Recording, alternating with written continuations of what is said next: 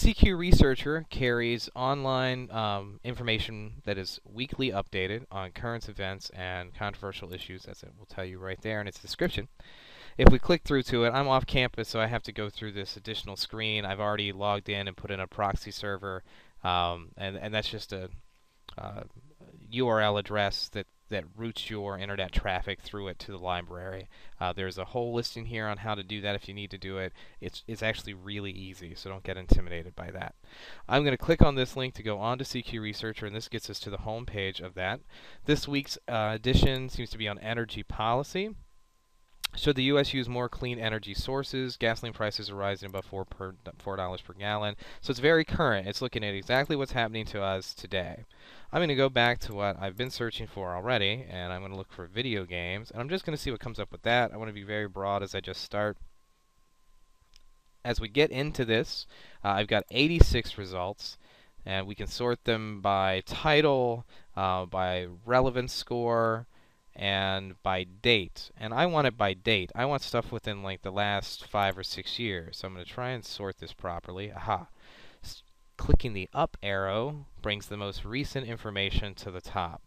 So what comes up? Treating Alzheimer's, sub-Saharan democracies, disappearing forests, I should say, preventing bullying. Okay, well that might be something we could take a look at.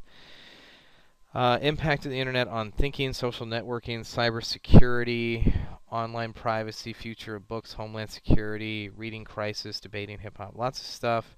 I don't see anything specifically on video games and violence, but there is a listing here for just video games. It's from 2006, and I'm going to take a look at that one.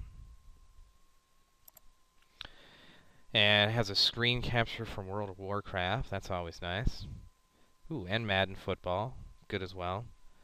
And I'm going to look for gun.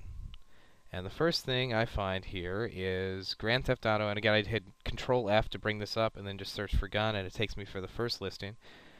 Grand Theft Auto Vice City, which debuted in 2002, drew criticisms for its violence. Players can steal vehicles, engage in drive-by shootings and robberies, and buy weapons ranging from submachine guns.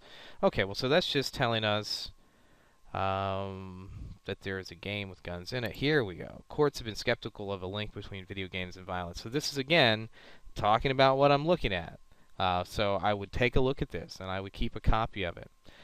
Some of the stuff that's in this, and I'm going to scroll through it, now that I know that it at least has a section on what I'm looking for. You can go through it a number of different ways. You can click on these to get to each section. If you just want to see the pro and con, you can click there, and that'll take you to it, or you can look through the full report. I'm just going to kind of scroll through this. So we get an overview of the topic, which is very lengthy and has lots of different information. Video games addictive. And notice it's taking my search terms and it's putting them in these little carrots, these little arrows here, to make them stand out to me as I search through. After we get through the overview, we get a background, and this is telling me about to some extent, the history of video games, I would assume, and the current situation. And the outlook.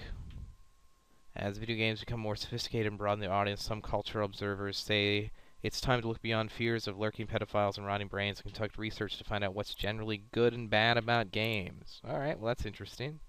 Plays in possibly to what I'm looking at. And here's a pro and con on whether video games significantly enhance literacy. You have James Paul McGee, who is, let's see, a professor of reading at the University of Wisconsin, and Howard Gardner, who's a professor of cognition and education at Harvard, and they're debating that issue. CQ Research also gives you a chronology that covers the entire history of the issue. I'll close that back out. And then it has several short features that are just kind of based around the general idea. This is the real gem, I think, of CQ Researcher, is the fact that it gives you all of these different resources at the bottom of the screen. So it has a bibliography of books, articles, reports. Here are the, I think are more, yes, these are newspaper articles talking about the next step section. So you could go in and find these newspaper articles as well, industry trends, contacts of various organizations that may be of use to you. And if these groups want to get their message out and you send them an email asking for research on something that you're looking up for a paper, they're going to contact you back, and they're probably going to send you some very relevant information. So CQ Researcher is great, just lots and lots and lots of info. Lots of info. So take a look at it. Dig through it. I wouldn't use more than one CQ researcher article for your essay unless you check with your instructor and make sure that that's okay.